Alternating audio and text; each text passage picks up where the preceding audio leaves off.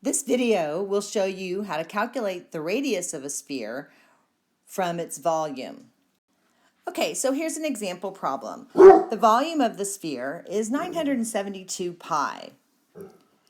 What is the radius? All right, so we're given our volume formula. The volume is equal to 4/3 pi r cubed. So what we do first is we are going to substitute our volume in for the V. So we have 972 pi equals 4/3 pi r cubed. The next step to solving for our radius, when you have two pi symbols, one on each side of the equation, I'm going to recommend that we do this first, that we divide both sides by pi. And that will get rid of the pi symbol, and so we no longer have it in our equation, and we know it's not part of the radius, so get it out early. All right, so now we're left with 972 equals 4/3 r cubed. Okay, so to get rid of our fraction, we're going to multiply by the reciprocal.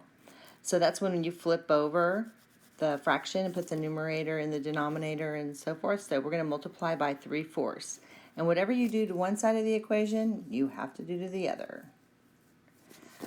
Okay, so our 4/3, our 4's will cancel out and our 3's cancel out. So we'll be left with r cubed on this side of the equation. And then when we multiply 3/4 by 972, you get 729. So r cubed is equal to 729. Now we need to get our r by itself.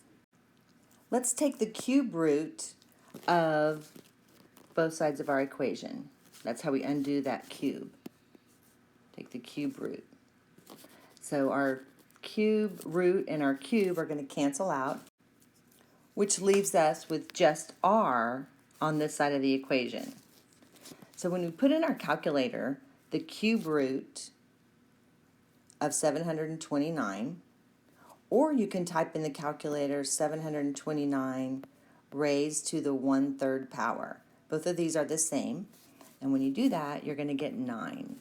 So what this means is 9 times 9 times 9 is equal to 729.